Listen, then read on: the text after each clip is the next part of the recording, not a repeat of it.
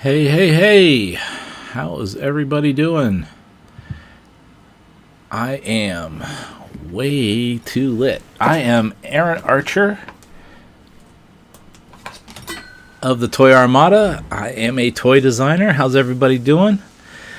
I am a longtime toy designer on Hasbro and Kenner products, particularly Transformers. I helped create the Unicron trilogy, Armada, Energon, and Cybertron, amongst other things like Masterpiece and Alternators.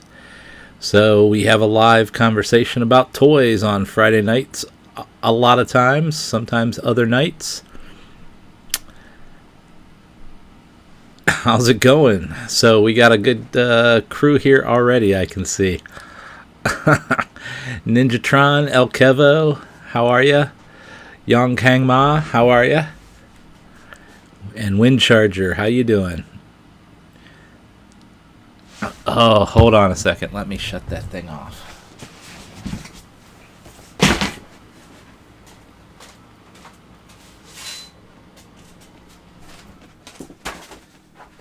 Oh, thanks for saying something.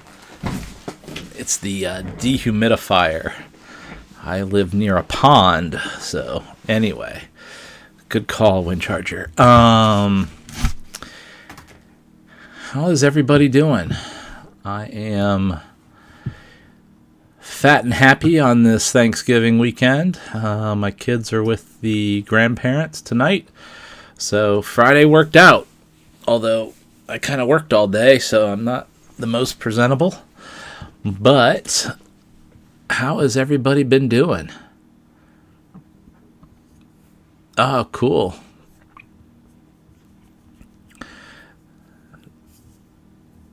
Are there some good Transformer deals out there on Black Friday? I suppose there are.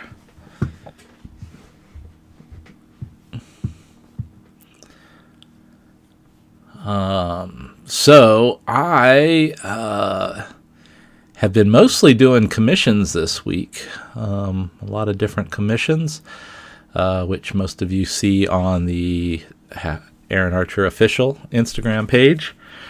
We'll talk more about that later. Ooh, Ninjatron, you got the snow, huh? Lake effect. I heard it is crazy. I'm glad I don't live in Erie, Pennsylvania right now. It is just getting colder here in Rhode Island, but not no snow yet. Oh, Vector Prime and Starscream. Well, that Starscream's been out for a while, right? They've kind of continued that on. Vector Prime's kind of new-ish, but anytime it's a second run character, they always anticipate.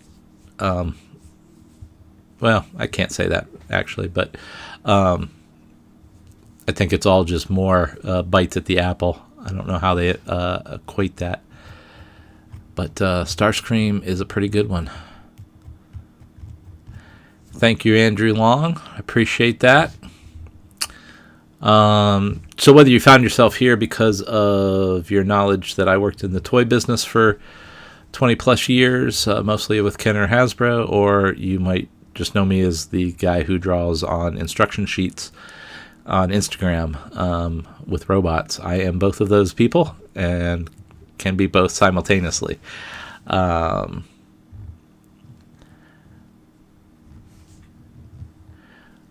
Oh, cool.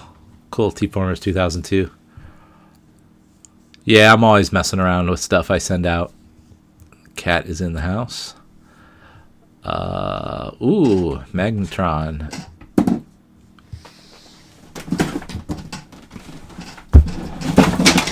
Right? It's as if, like, never bothers me in my office any other time. Except when I'm on a podcast. Crazy cat.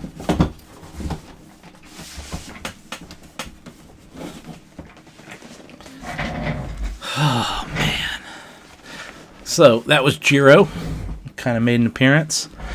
Tore up some stuff. Took off. So, well, welcome, Yang Kang Ma.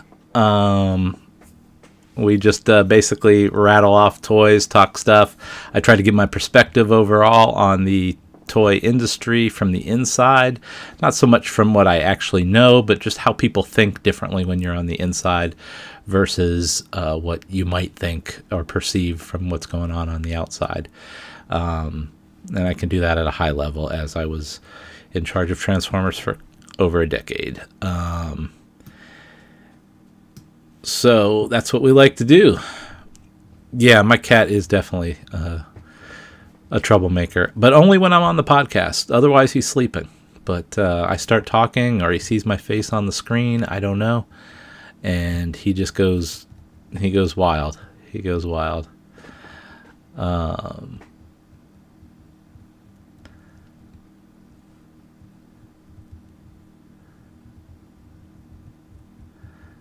The Kenner Streaker. I don't know about that. Yeah, I haven't bought anything lately. Yeah, those of you who have been with the podcast for a while, you know Jiro's reign of knocking my stuff over or causing trouble is quite consistent. There's even a video on the Toy Armada that you can see about Jiro in all during my lives, all the different things that he does. So if you're into cats, definitely check that out. Check that out.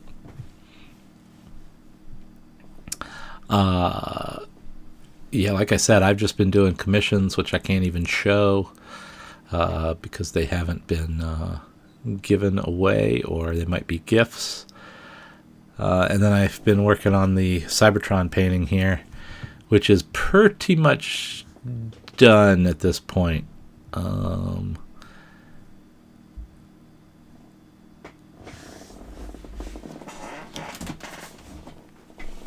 I've been slowly cranking this one out. I think I am done, but you can see the level of goofy detail I get into.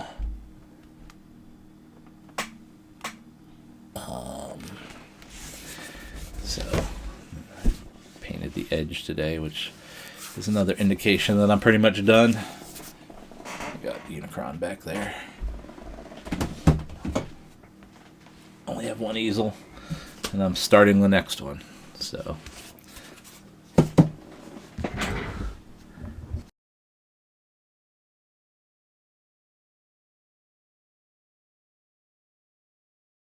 history with various brands like Transformers and Batman and G.I. Joe and Aliens Resurrection and a few others. But I am also a designer. I'm also a painter, and I really do like Transformers as well. So we talk about all levels here: creation, creativity, the art that goes behind this stuff, inspiration. So yeah, thanks everybody for the painting comments. You paint that with a lot of layers. What happens is you just keep refining from a big to small, and kind of color code render it as a whole at the same time. It's taken me a while to figure out, but I really enjoy painting those. So if anyone's really interested, hit me up on Instagram on those. But they are quite the labor of love for me. They've got a lot of effort in those.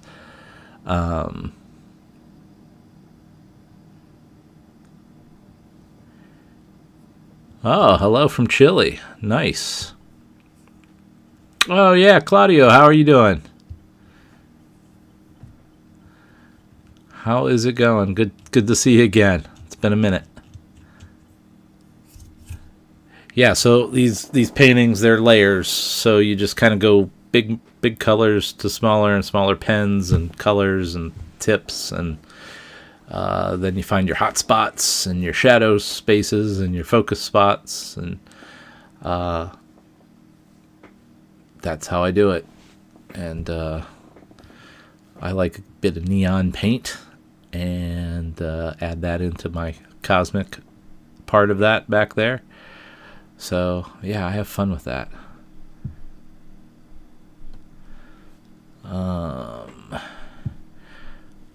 Happy Thanksgiving. Let's see. What do you got? Is this a frustrating topic to discuss, but would love to hear your take on Hasbro stating that they will no longer co-finance movies.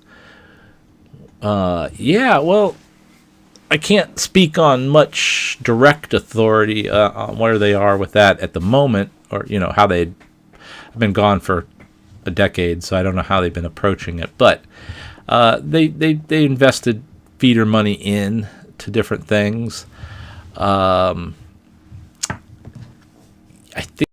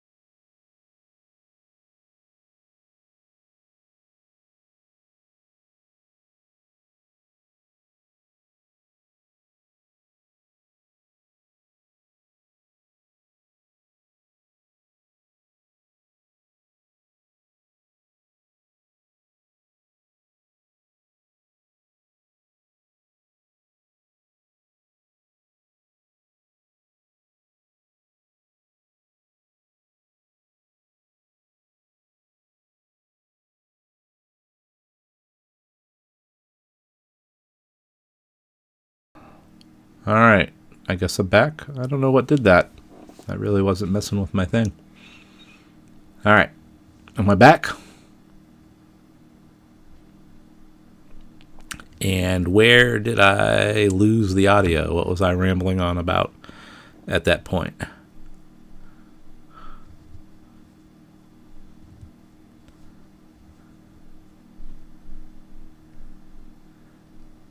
All right.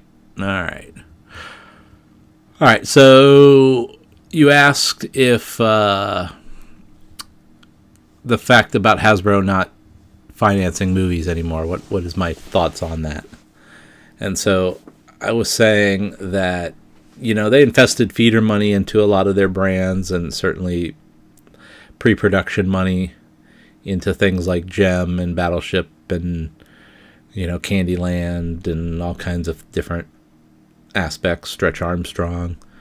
And I think what it means is they're just going to focus on the things that are already successful, G.I. Joe and Transformers, and they're not going to worry about that other stuff. I worked under the Brian Goldner era where we were creating things, building the brands up to be vehicles for a lot of different things. But it seems like that effort has shifted and changed into, we have brands, let's license them, let's make money off them. We don't need to build them up anymore. They already have a place in pop culture or whatever. And that's kind of strange from the outside looking in, all that effort that we went through. But,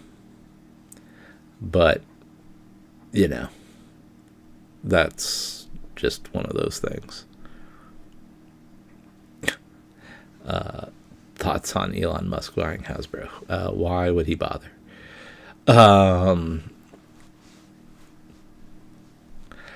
Working on the Transformer films, the first one was the most fun because we had made a long-term effort to sell it in and talk to different people to try to make sense of it for them.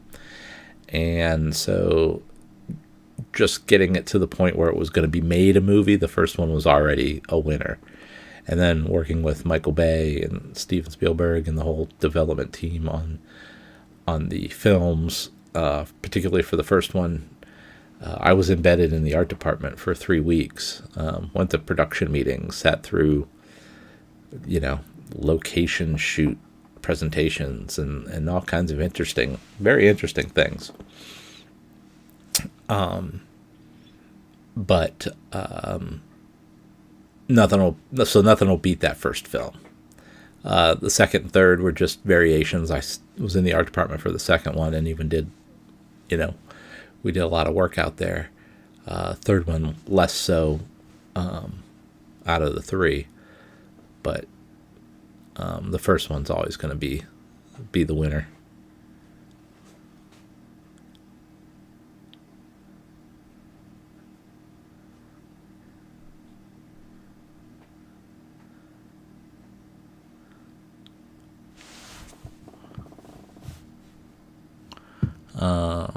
So, hope everyone had a good Thanksgiving. So if I missed saying hello to you, Claudio, welcome back. If I cut out before then. Oh, well, that's fine. They'd probably sell it to him. They'd take the money and run. I guarantee it if he was serious. But at that point, all bets are off, I assume, for everything. So,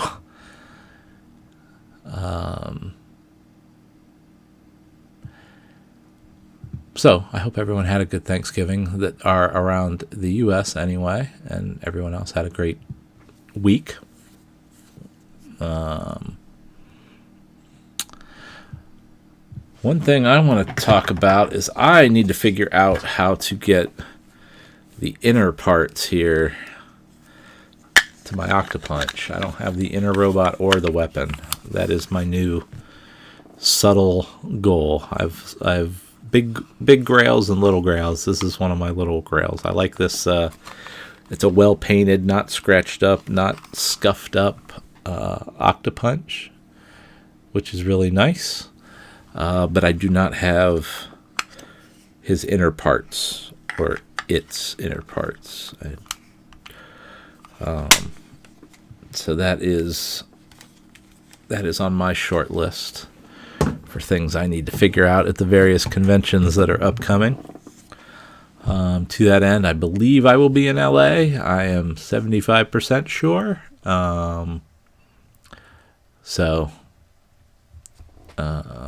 That's what I'm hoping for.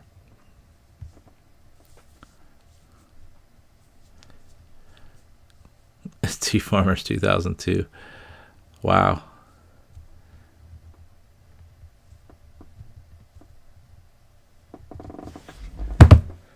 So, yeah, like I've been saying, I've been working all week, just drawing. Been painted on these insert cards from the Energon series this week. Working on a few others. And if you follow the Instagram, I did an update of Hot Shot, and I still have, a lot of these older ones. Some of the other things have sold or are gone already. I'm still working on this guy, movie Optimus with Jetfire. Had to go out and buy some new pens this week, or today, actually. I ran out today. Had to get new Posca pens. Got a new color and a new size. Very exciting for me. I've been working with that color at a big size, and it's my shadow for red, so I use it a lot. So anyway, I'm nerding out on the pens. If you don't know, I have sketchbooks on the website, archermonster.com. Check those out. That's where I sell my art. So if you're interested in the art, that is where you will find it.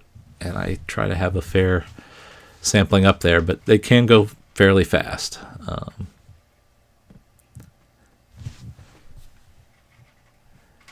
Yeah, I've been having fun with the paintings again. After Baltimore was great. I need to take a little break, but I had commissions to do from Baltimore also. So I've been busy the last few weeks. trying to get those all done. So glad everybody liked them. Yeah, we all watched the Trigger video for sure. I watched it for like 2 days straight. I think I cried a little the first couple times I saw it once I realized what it was. Pretty amazing. Pretty amazing.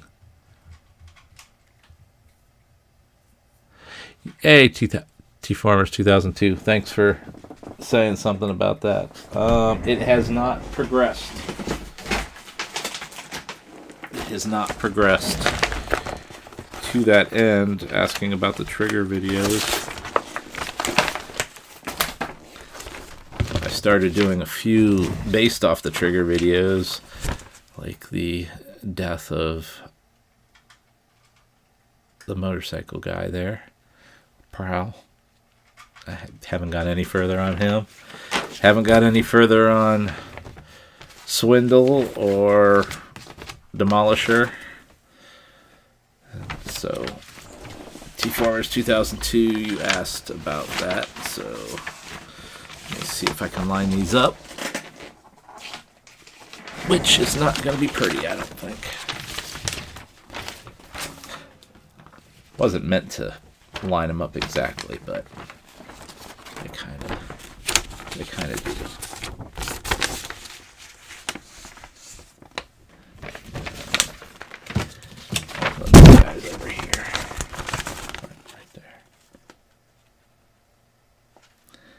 So, if you're familiar with the Trigger video, this is the three of the tank people, and then I also have I found the Beast Machines tank, and I also have a Thundercracker. So I will probably add those to the mix. But I have not gotten farther on those because I had all the commissions after the other shows to do. Seeing animated Optimus made me very happy. Yeah, that was cool. They honored almost everyone, and certainly in entertainment, right? They didn't do all the toy line stuff, but if they made entertainment more impactful, they were in that video, which was great.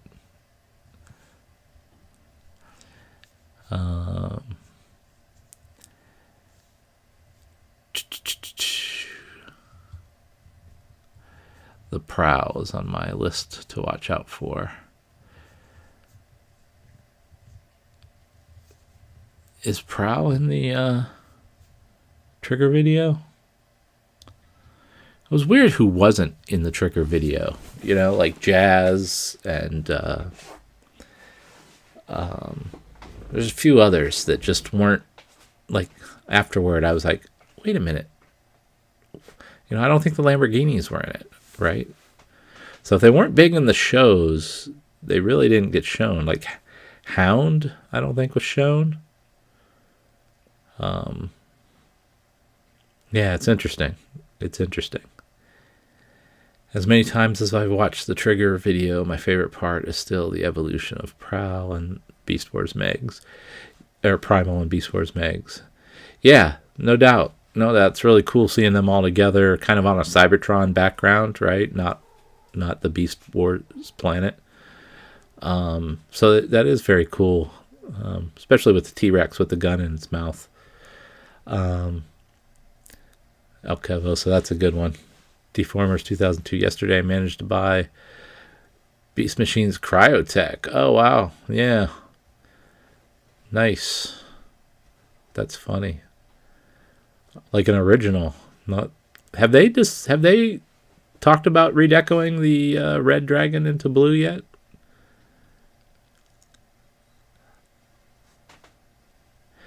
Yeah, Beast Wars Dinobot. Well, he kind of was. He was in the death scenes.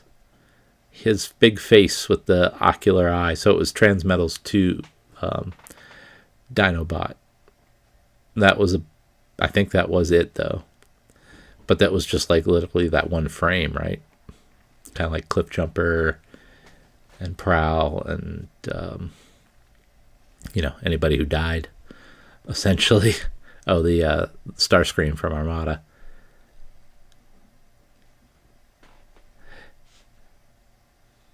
The Trigger video made me think of Supercross. Yeah, no, it was very much in the spirit of what we tried to do. A little bit would say that the series would have happened would something been like that, a very from every series mashup. Well, it wasn't going to be from every series because at the core of it, I could not plan. Let me take a half step back. Can I still call you Claudio? But what we're talking about is the original concept for Cybertron was called, a pitch that I gave, which was called Supercross, which was essentially the same idea, but instead of going to a speed planet, a giant planet, a beast planet, you were going to go to different iterations of where the Transformers were. So you were going to go to Earth. You were going to go to a beast planet in different places. I didn't have them all. Continuity may have messed up, don't get me wrong. But it was kind of a multiverse idea where I was going to go pluck Jazz from G1 and this character from Beast Wars and this character from something else. My problem with that concept was that it relied too much on knowledge of past series, and trying to sell to kids today, they might have felt like they missed something and therefore wouldn't stick with it. Maybe, kind of be put off by it even. So we kind of cleaned that up and just made archetypes, giant, speed, beast. So that was kind of how it migrated from Supercross to what became Cybertron. So when I look at the Trigger video, there are aspects of it that if I was let loose and totally into the multiverse and super anime enthusiast that could have made sense of all that. Yeah, that Trigger video is a kind of close. I mean, in that it's crazy as that is, that you would like to do. But I probably never would have been that risky. I would have picked very archetypical type robots. Vector Prime was still in there. That's why he showed up, because he was going to be the character that cut through all these multiverses. So that's kind of the difference between what you see with a Trigger video and maybe where Supercross would have went. Yeah, no legacy cryotech yet, huh? That's isn't that's got to be a straightforward, easy get. I would imagine to use that tooling again. Everybody accepts cryotech. I mean, cryotech. So that's amazing they haven't mentioned that yet, but it's out there because they're going to want to get more out of that tooling. But maybe it's still selling, and maybe it's been out there for quite a bit. They've been talking about that, right? That things will be out for a little longer, but then they'll be gone. I need to get the new Tidal Wave before it disappears. That's for sure. That is for sure. Sorry.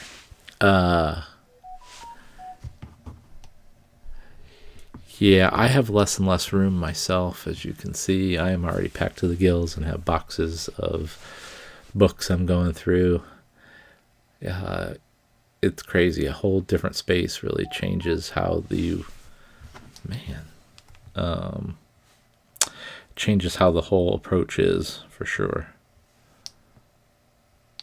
Things I used to have around, I just cannot have around now. I just don't have the space.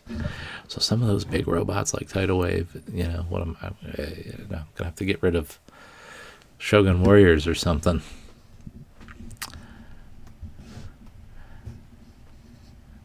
Yeah, the Universe Comics was kind of a proto launch of the maybe Supercross idea. I wouldn't say they were totally cross-pollinating, but it's kind of in the same vein, right? How do you make sense of a lot of crazy different molds showing up in the same place? Well, let's create a fight world where Unicron is manipulating things or something. So, yeah, definitely that was a protoform version of what's the Supercross attitude. Yeah. And then what ultimately became Cybertron.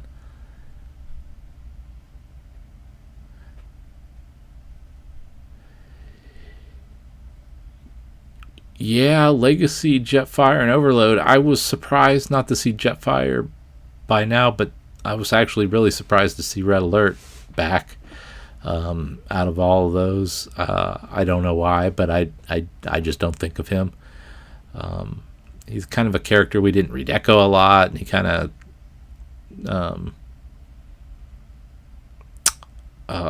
stands alone, and as he is, he's fine.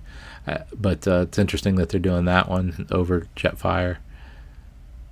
Overload has a whole host of needs and complexity that I just don't know where that fits sometimes, but they'll figure it out.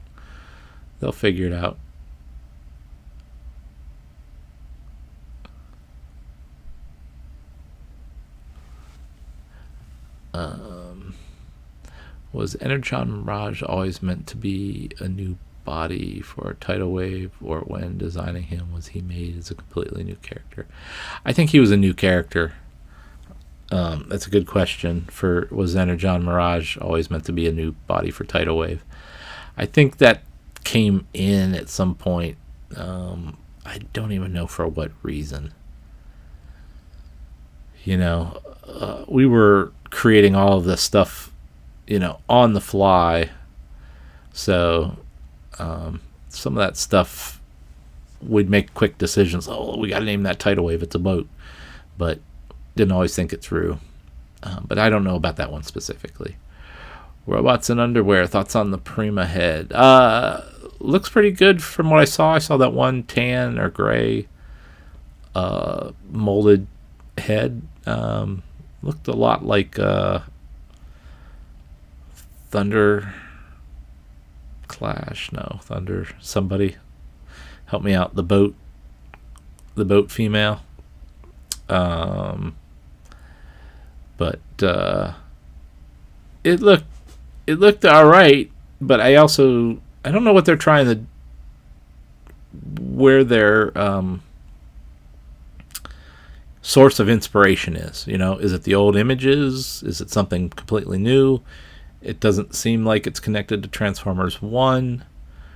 So I just I saw it. It seemed fine, but it reminded me of the boat Transformer from Energon, I think.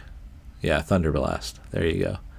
Right? Had a similar head to that, it felt. Maybe not so spiky, but so I don't know.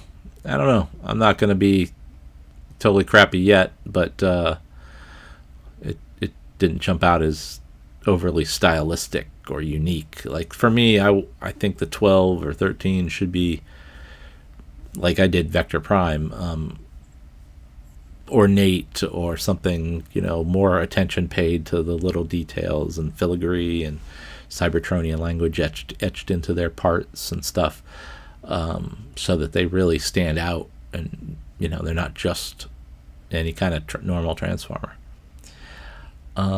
Uncle James reads aloud. Thankful I've been able to make a live stream. Oh, thank you. Been a fan since G1. Unicron trilogy is my favorite. Oh, thanks. I appreciate that. I say this a lot. I have fun on that. I got to create a lot. I had the freedom to live out a lot of my childhood goals about working with animation and toys and creating shows and everything. So I'm just very thankful people enjoyed it for what it was. It wasn't high entertainment, but it was good, fun entertainment, especially related to the products, and the fact that we still talk about it and talk about the reintroduction of the characters is a fun thing for me. So thank you. It's being pulled from a random G1 bot. Yeah, is that what it is?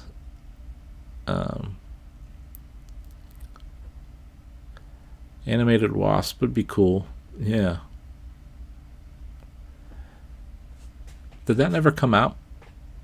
I didn't realize that animated Wasp never came out. I can understand being disappointed about the reuse of powerful bots' heads, but at the same time, it doesn't really bother me. It would have bugged me more if it was just an Optimus head. Well, yeah, that's fair too, El Kevo. The heads give the whole. I mean, heads and deco give the whole thing a new story. I mean, if you do it right, the heads can really tell a story. If they're mean, if they're protected, if they have guards up, they're warriors. If they have spikes and things, they're kind of more cerebral.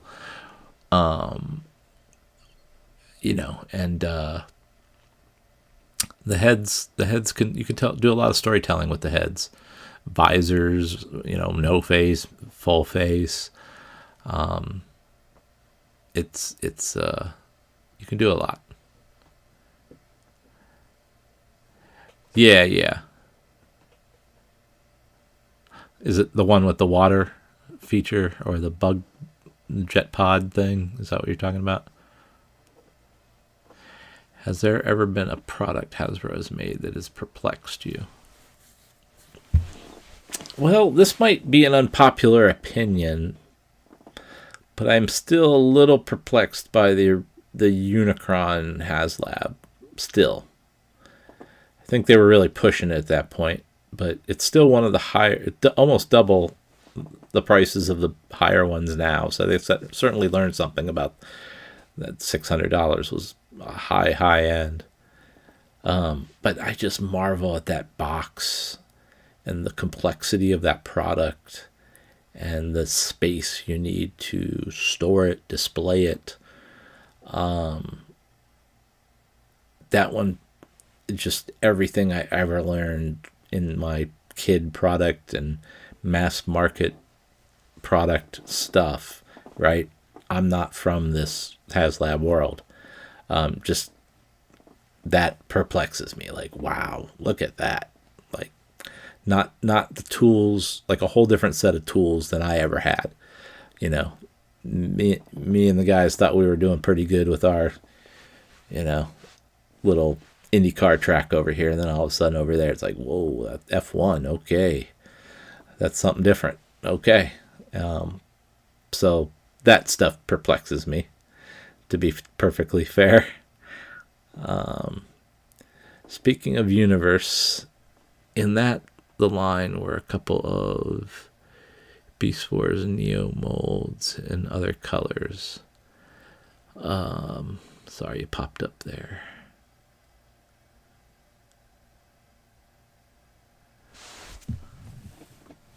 Oh, it disappeared. All right. Well, that makes sense. All right. Wow, it's already 11:41.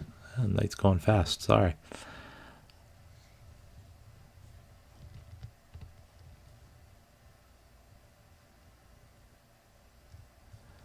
Okay, T-Farmers 2002. Yeah, that's a whole level of complexity about animated and layout of that whole line that I don't know.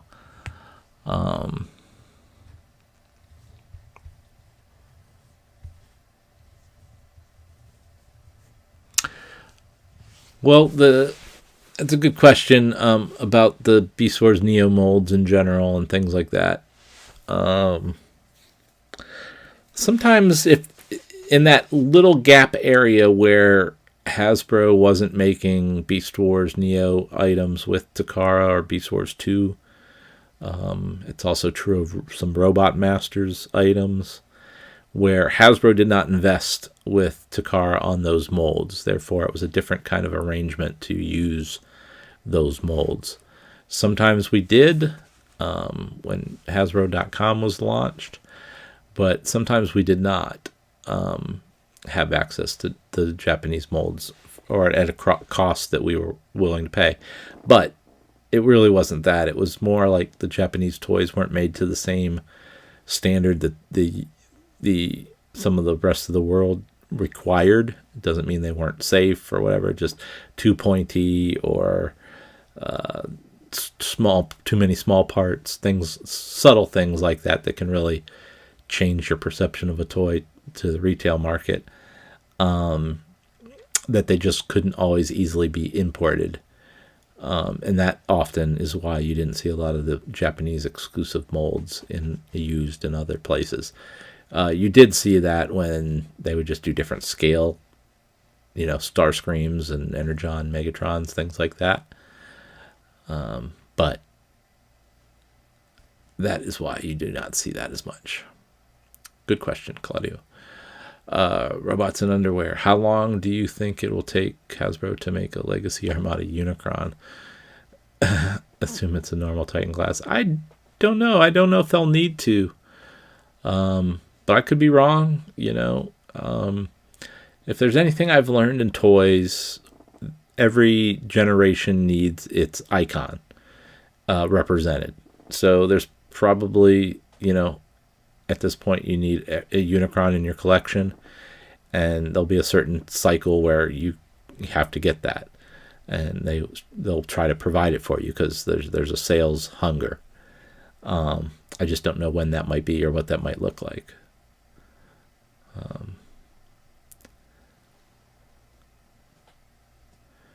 Sorry to stray off topic, but was curious on why the Takara deco is different from the Hasbro ones.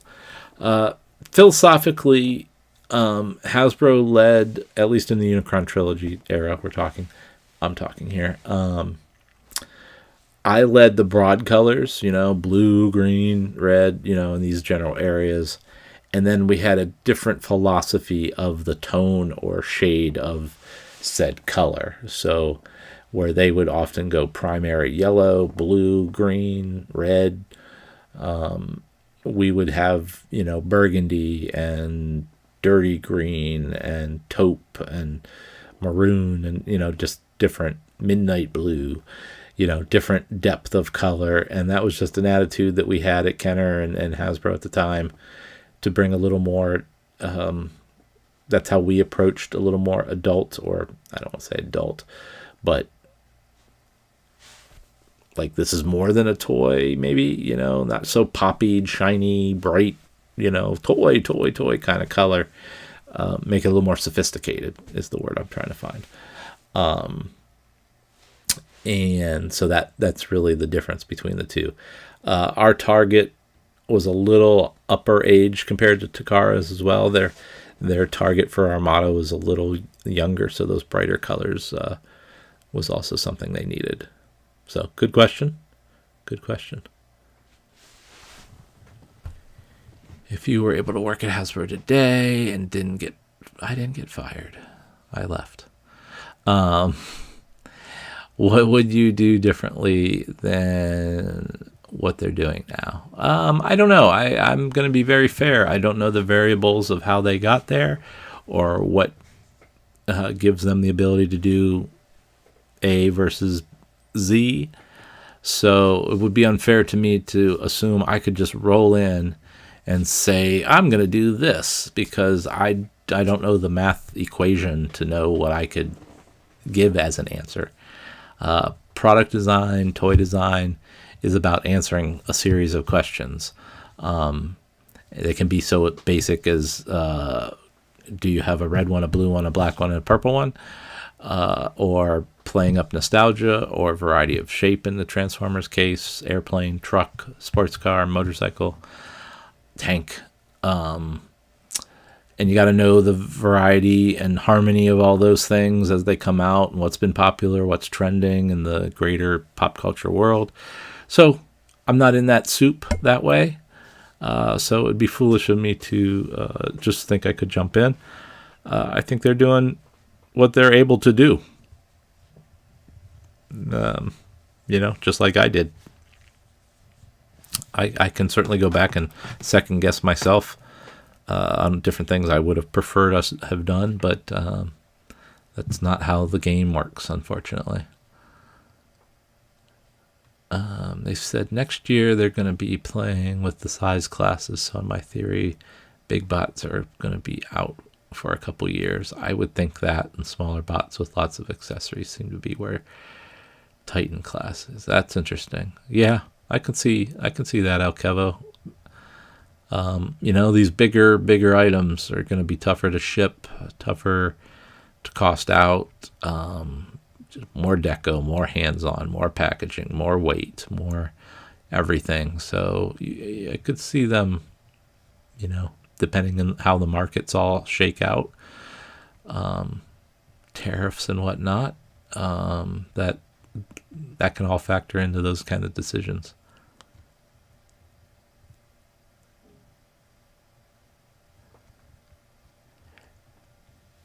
Armada Tidal Wave is a good example of that kind of dirty green and a rich purple, not a pop purple.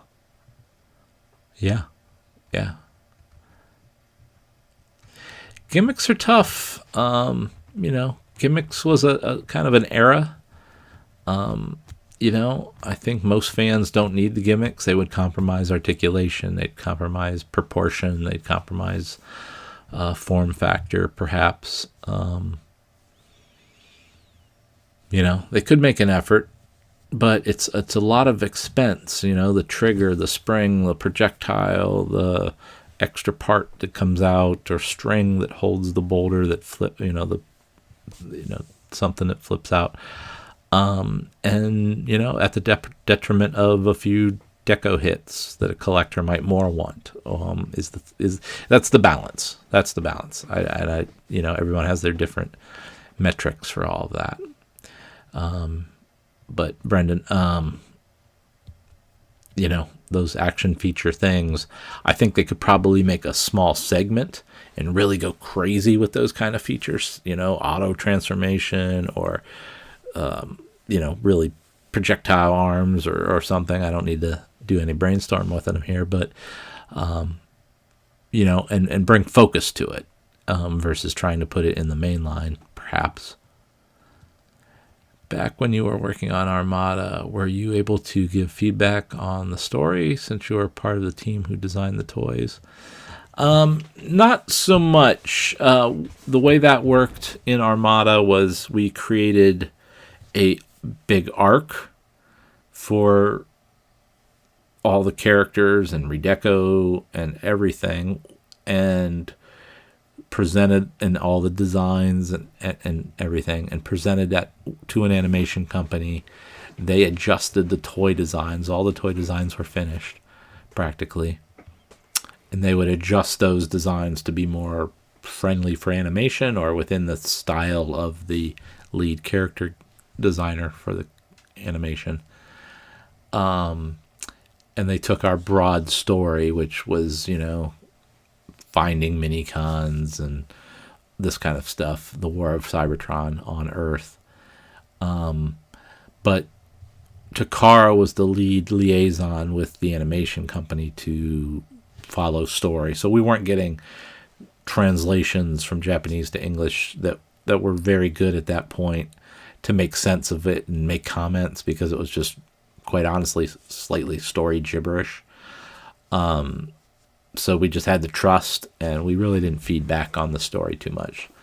So that's where I often, kind of say concept created by Aaron Archer, or story concept, or, lead idea. But we weren't the writers in any way, shape, or form. So, what are your thoughts on Missing Link? I feel like it's the final iteration of G1. Increasingly expensive figures for older collectors. Yeah, it reminds me a lot of the He-Man guys that have been out for the last few years, now with articulated elbows and knees, exactly the same, so it's I remember having this. I can now get this. Here's the best version of this kind of mentality. Again, I was saying earlier, every generation that comes into the hobby, I assume, wants to get their hands on the best Optimus Prime that's available to them without going backwards and paying hundreds and hundreds of dollars. So it makes sense that there's always a G1 Optimus Prime kind of type thing available every few years. So, and this is just the new way that they're doing that. So I think it's all right, but I do get you on the their. While I think of it as every generation might want to buy their Optimus, you're also tethered to all the G1 fans who have to have the G1 stuff. So you're double dipping on them for sure. But everybody deserves to have their G1 iteration.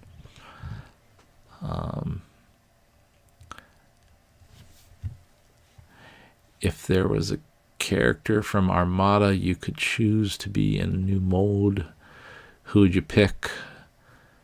I personally pick Tidal Wave or Thrust. My list at this point is getting smaller and smaller, but Sideways and Energon Scorponok are kind of on my short list at this point because they've done Vector Prime, they've done Optimus, and they've done Megatron, and Starscream and Thundertron, and I can't believe it just goes on and on. Metroplex, although that's Eric Siebenahler design, but like from our era. By the way, I saw Eric Siebenahler, who was my partner on a lot of the Unicron trilogy, on Monday. We, me, him, and a bunch of a few other of us old designers went out for some pizza and drinks and had a good time. So awesome to see Eric. Always a pleasure. Always a pleasure. Is it just my location, or does does not sell leader class in stores? I don't always see leader class myself. I still haven't seen a Tidal Wave at retail.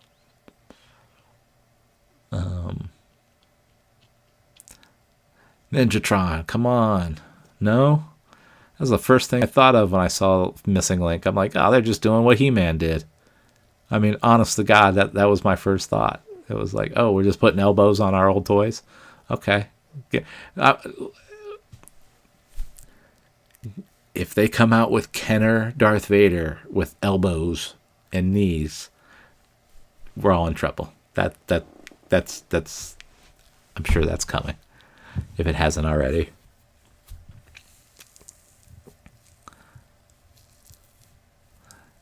Yeah, right, Ninjatron? He's got the 100 ninja power. I agree.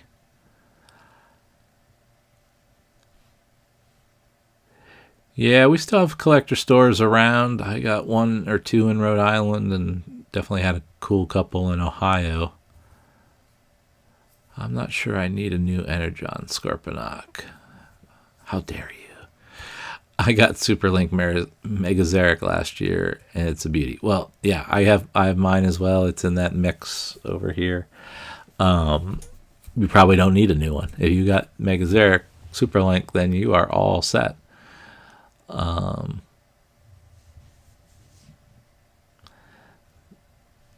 But yeah, Sideways is on my list before Overload for sure. But that's just me. But then I'm starting to push into, Energon characters. I'm not sure how many more beyond minicons. We all need minicons. I guess that's where I'm at on that one. Do you think we're going to get more Unicron trilogy toys besides Red Alert in the Age of Primes? I don't know. They might back off for a little bit, but there's quality versions there. They go through cycles. We'll see. I'm intrigued by the Age of Primes thing, obviously. Oh, wow. I saw a statue Darth Vader that was totally based on the 90s Kenner figure. So anything can happen. Yeah. Those big figures that Gentle Giant does, kind of big blow-molded versions of the Star Wars Kenner early day stuff is crazy to me, too. Because I had those toys.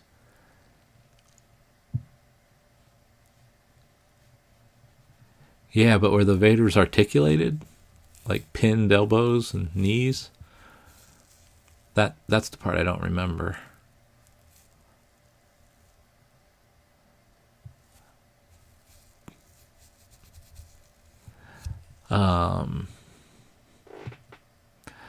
So we've had a good crew out here tonight. I don't know what else I have to talk about. Again, I'm looking for my innards for my Octopunch. If anybody has any suggestions, I have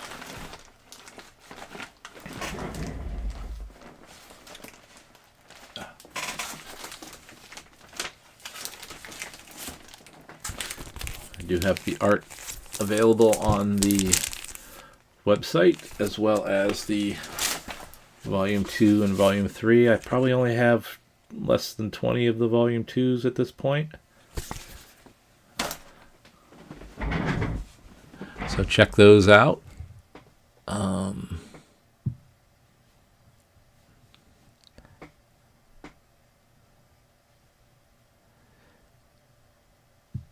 Oof.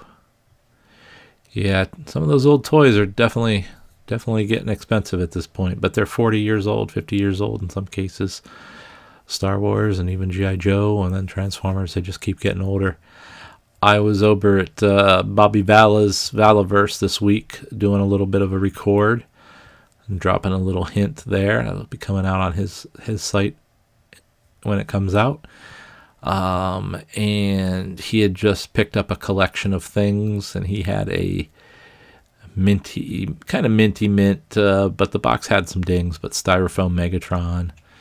He had some few other things, and I think I got myself hooked up with an old brand he doesn't care about, so I'm gonna benefit there. Gonna figure out how to get that off of him, but it was cool seeing some old stuff. He had some cool old stuff that he got out of that collection. But the Transformers Megatron in styrofoam was really cool to see. You know, that's probably a $1,700 to $2,000 item. The folding card had never been raised permanently, kind of thing. Had a little bit of a whammy in one part of the box, but amazing to see that stuff all old. You know, pretty wild. So with that, I think I'm going to call it a night.